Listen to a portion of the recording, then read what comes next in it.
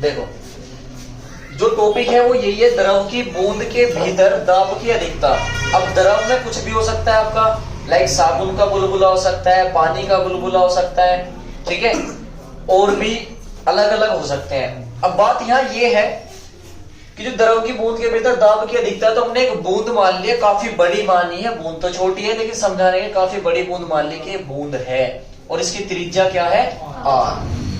फिर से एक बूंद है और इसकी त्रिज्या कितनी है, कैपिटल आर। अब जाहिर सी बात है जब इस पे बूंद है तो इस पे एक दाब लग रहा होगा। अब जब दाब लग रहा तो हमने क्या कर दिया, इस पे थोड़ा सा कार्य किया, बल लगा दिया थोड़ा सा इस पे। जब बल लगाया तो इसका थोड़ा सा विस्थापन हो गया, ऐसे समझ सकते हो आप। ये गोल है, मैंने इसे थोड़ा सा दबा दिया ऊपर से, जब दबाया तो दबाने से थोड़ी सी चपटी हो जाएगी, फैल जाएगी, तो दाब लगाने पर इसका क्या हो गया, थोड़ा सा, यानी कि दाब आपने बल लगाया, इसकी त्रिज्या बढ़ेगी, यानी कि विस्थापन हो गया इसका। और वो विस्थापन कितना हुआ है उसको आप समझ सकते हैं, ये जो हुआ है वो हुआ है आपका यहां से यहां तक डेल्टा। सही है, तो ये बूंद की त्रिज्या आर है और जो दाब लगाने पर इसका विस्थापन जो हुआ है, त्रिज्या में वृद्धि जो हुई है वो कितनी हुई है, डेल्टा आर। इसे ऐसे समझ सकते हो कि आप पानी का जो गुब्बारा सा होता है होली वाले, उसको अपने से प्रेशर से दबा दे, थोड़ी सी चपटी हो जाएगी, यानी कि उसका विस्थापन हो गया। अब जब विस्थापन हुआ बल लगाने पे, तो कार्य निकालना है हमें, तो कार्य निकालते हैं हम, कार्य। अब कार्य बराबर होता है आपके पास बल गुना विस्थापन। सही है, बल गुना विस्थापन। देखो अब कार्य क्या होता है हमारा, W वर्ग, और बल होता है हमारा F। और देखो विस्थापन, उसने कहा ये बूंद कहां से कहां चली गई, ये यहां तक थी और अब चली गई ये डेल्टा आर तक, तो इसका विस्थापन क्या हुआ, ये डेल्टा आर। तो जो विस्थापन हुआ है वो हुआ है डेल्टा आर। इतनी बात क्लियर। अब आपने दाब लगाया था तो बल का फॉर्मूला दाब के पदों में, तो वो होता है तुम्हारा P बराबर F अपॉन में, ठीक है। यहां पर अगर हम F की वैल्यू निकाले तो F की वैल्यू बन जाएगी P इंटू, ठीक है। F का मान यहां पर रखिए, W इक्वल टू F का मान कितना है, P इंटू A और इंटू में डेल्टा। ये बन गया आपके पास इक्वेशन नंबर फर्स्ट। सही है। अच्छा ये बूंद है, गोल है, और गोले का जो होता है क्षेत्रफल वो कितना होता है, 4 पाई आर स्क्वायर, ठीक है। तो जो क्षेत्रफल है ए का कितना हो जाएगा, 4 पाई आर स्क्वायर, और आर कैसा मान रखा आपने, कैपिटल आर, ठीक है। चलो वो बाद में रख देंगे, अभी फिलहाल इतना याद रखिए। इसके पास आपके पास ये आया, तो W बराबर P A into delta R, equation number first. But पृष्ठ तनाव की परिभाषा पृष्ठ ऊर्जा से, पृष्ठ तनाव पृष्ठ ऊर्जा से पढ़ा था हमने, परंतु बट पृष्ठ ऊर्जा से, अब पृष्ठ ऊर्जा ये कहती थी, जो हमने कल पढ़ा था वो पढ़ा था W equal to T delta A. हमारे पास फॉर्मूला था W equal to T delta A, ठीक है। अब यहां से हम निकालते हैं डेल्टा ए का मतलब क्या होता है। देखो जैसे डेल्टा ए होता है वो होता है हमारा A2 माइनस के A1, क्योंकि डेल्टा एक्स का मतलब होता है x2 minus x1, delta Y का मतलब होता है y2 माइनस y1, ऐसे ही डेल्टा ए का मतलब होगा A2 माइनस A1। ध्यान देंगे W इक्वल टू टी, और डेल्टा ए का मतलब हो गया A2 माइनस के A1, ठीक है। समझेंगे A2 यानी कि बाद का क्षेत्रफल, A1 पहला क्षेत्रफल, A2 बाद का क्षेत्रफल, और तुम्हारा A1 क्या है, पहले का क्षेत्रफल। बाद में त्रिज्या कितनी हो जाएगी, क्योंकि क्षेत्रफल का फॉर्मूला क्या होता है आपके पास, क्षेत्रफल का फॉर्मूला होता है 4 पाई आर स्क्वायर। तो आपको जाहिर सी बात है जो A2 है, अगर आप लगाओगे T तो A2 बराबर क्या लाएगा, 4 पाई। अब आर त्रिज्या कितनी होगी यहाँ से बाद वाले की, दाब के बाद वाला क्षेत्रफल कितना हो गया, R प्लस डेल्टा आर का होल स्क्वायर। भाई 4 पाई आर स्क्वायर, त्रिज्या कितनी हो चुकी है आर प्लस डेल्टा, तो इसकी त्रिज्या होगी आर प्लस डेल्टा आर का होल स्क्वायर। ठीक है, ये आ गया A2। बताओ समझ में आ गई क्या बात है। अब माइनस A1 क्या है, पहला जो क्षेत्रफल था, और पहला क्षेत्रफल कितना था, यानी कि बूंद का पहले वाला तो ये था, तो वो कितना हुआ हमारे पास 4 पाई आर स्क्वायर, वो पहले वाला था। ठीक है, अब यहां पे कॉमन ले लीजिए, जो कॉमन आ रहा, मैं 4 पाई कॉमन है, यहां से कॉमन ले लेता हूं, T as it is, common भी बाहर ही ले रहा, चलो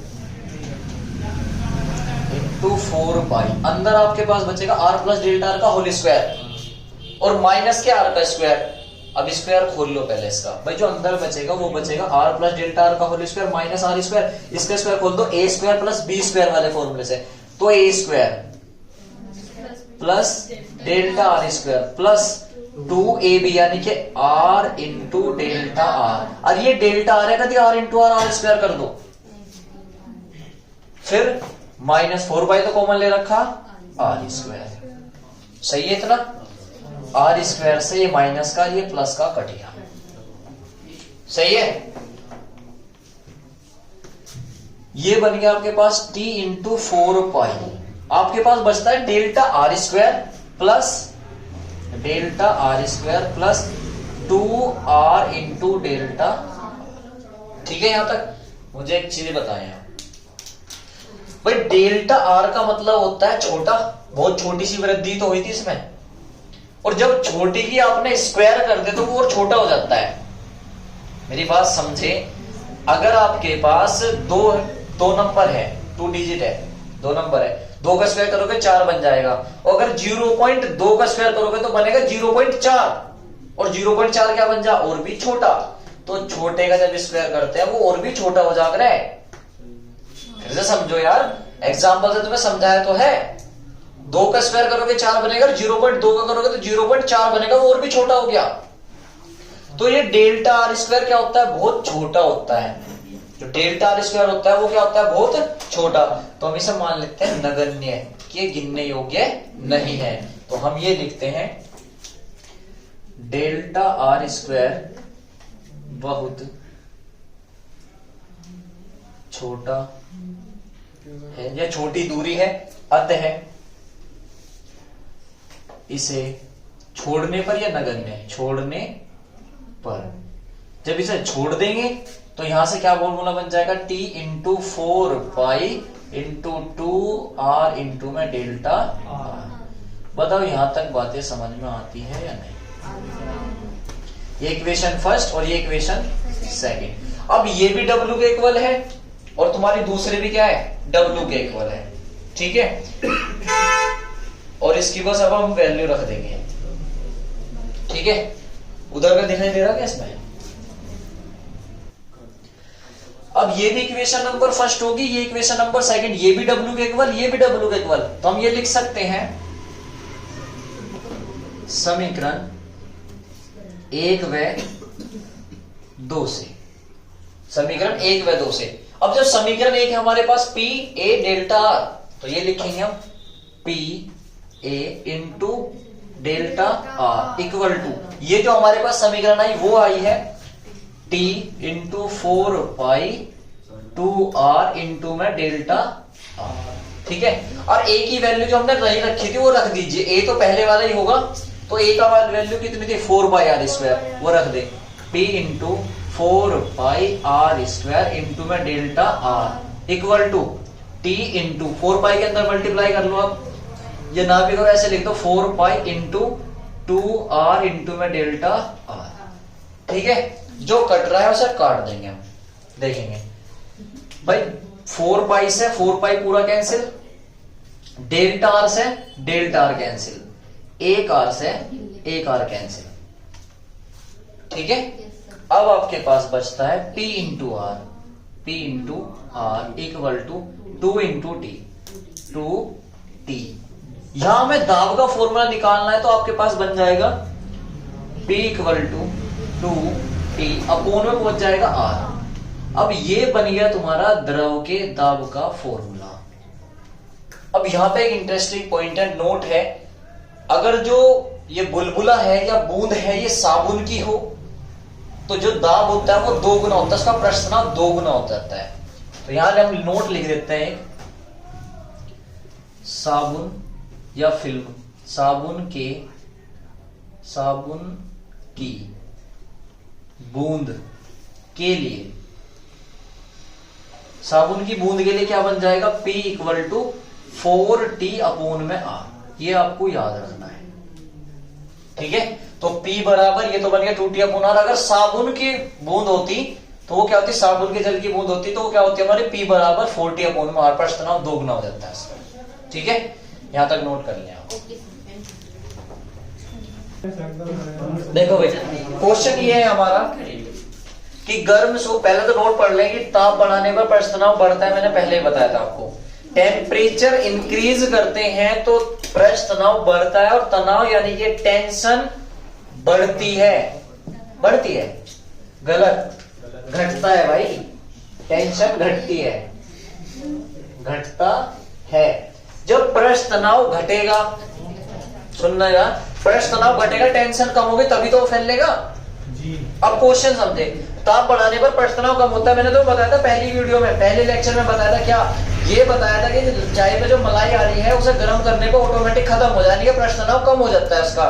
कड़ी को आप गर्म करते हो ऑटोमेटिक पतली हो जाती है, वो इसलिए हो जाती है, उसका पृष्ठ तनाव कम हो गया, टेंशन कम होगी तो फैल के फैलेगी बड़ी आराम से। हाँ क्या करा है, तो सेम चीज है। क्वेश्चन ये है हमारा, क्वेश्चन ये है कि गर्म सूप ठंडे सूप की अपेक्षा अधिक स्वादिष्ट लगता है, क्यों? बात यहाँ पे ये है कि गर्म सूप ठंडे की अपेक्षा लगेगा, नहीं कि ठंडे बढ़िया लगा था, मैं तो चाहिए बस कैसे मिला दो।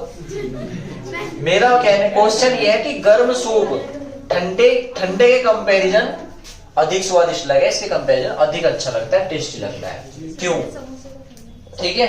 अब वो कैसे, खाने का भी रीजन है, कहते नहीं आपकी भाई गरम खाना बड़ा अच्छा लगा तो मैम बहुत अच्छा लग रहा है, और रीजन ये है, देखो समझो भाई, गर्म सूप है, एक बात बताओ, गर्म सूप है और ठंडा सूप है, दो चीज समझना। मैं यहां लिख देता हूं गर्म सूप, क्योंकि आपको समझना है ना, ठंडा सूप, कोल्ड सूप है ना, और ये गर्म सूप, ध्यान देंगे। देखो जो गर्म सूप है यानी कि टेम्परेचर ज्यादा है इसका, जब ताप ज्यादा है, टेम्परेचर ज्यादा है तो पृष्ठ तनाव क्या होगा, कम। ध्यान देना भाई, जो गर्म सूप है उसका जो पृष्ठ तनाव है वो क्या है तुम्हारा, कम, यानी कि पृष्ठ तनाव क्या होगा आपके पास, पृष्ठ तनाव वो होगा आपका कम। दूसरा, हम अगर ठंडे सूप की बात करें, जो ठंडा सूप है उसका पृष्ठ तनाव क्या होगा, पृष्ठ तनाव क्या होगा, दिमाग खराब है क्या है, जो वीडियो बन गई ई करन लग रहा है, बोलने लग रहा, बस ठप दिमाग है क्या, बिल्कुल ऐसा ना आने का, मैं बेंच बंद कर दूं, मैं सिर्फ पढ़ाने लग जाऊंगा बस। देखो यहाँ पे, अब गर्म सूप है वो क्या है, उसका पृष्ठ तनाव कम हो गया, ठंडा सूप है उसका पृष्ठ तनाव ज्यादा हो गया। क्यों हो गया, क्योंकि अभी लिखा हमने ताप बढ़ाने पर पृष्ठ तनाव घटता है, ये पृष्ठ तनाव है। पृष्ठ तनाव क्या होगी, एक तरह की टेंशन, और टेंशन जब कम होगी, टेंशन आपकी कम होगी तो फैल के चलोगे, हाँ क्या कह रहा है तू है, फैल के चलोगे, छत्ती पे को चढ़े जाओगे। जबकि तुम्हारा जो ठंडा सूप है उसका पृष्ठ तनाव क्या होगा, ज्यादा। अब पृष्ठ तनाव ज्यादा तो सिकुड़ के, हाँ भाई साहब क्या कह रहे, कोई बात नहीं, सही है। तो कंडीशन ये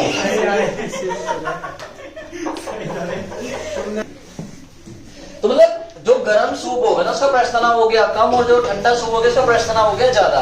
भाई टेंशन होगी कम तो फैल के चलेगा बढ़िया, और जो ठंडा सूप होगा पृष्ठ तनाव, तो पृष्ठ तनाव क्या करता है, क्षेत्रफल कम करता है। एक बार दिमाग में सेट कर लो बिल्कुल, कि जो पृष्ठ तनाव है वो क्षेत्रफल कम करता है। मैंने तुम्हें पहले ही बताया था T = F/L, जो पृष्ठ तनाव होता है वो क्या करता है, क्षेत्रफल कम करता है। ऐसे देख लो W वाले फॉर्म में, W = T × ΔA।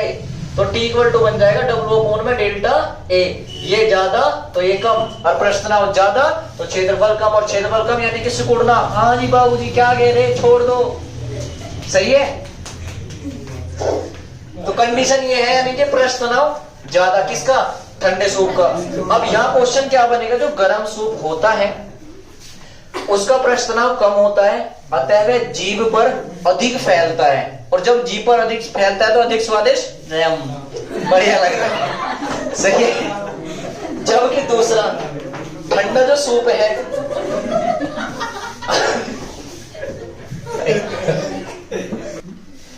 जबकि जो ठंडा सूप है उसका प्रश्नांक कम हो गया तो वो जीभ पर कम फैलेगा, तो वो जीभ पर क्या होगा, कम फैलेगा, और वो कम स्वादिष्ट लगता है। रखा खत्म। जिसका ज्यादा प्रश्नांक होगा तो जीभ पे ज्यादा फैलेगा, लबालब मजा आ रहा, वो स्वादिष्ट लगता है। यानी कि गर्म सूप का जो प्रश्नांक होता है वो क्या होता है तुम्हारा, कम होता है, इस कारण वो जीभ पर अधिक फैलता है और अधिक स्वादिष्ट लगता है। जबकि ठंडा सूप जो है उसका प्रश्नांक ज्यादा होता है, वो जीभ पर कम फैलता है, अतः वह कम स्वादिष्ट लगता है। ठीक है।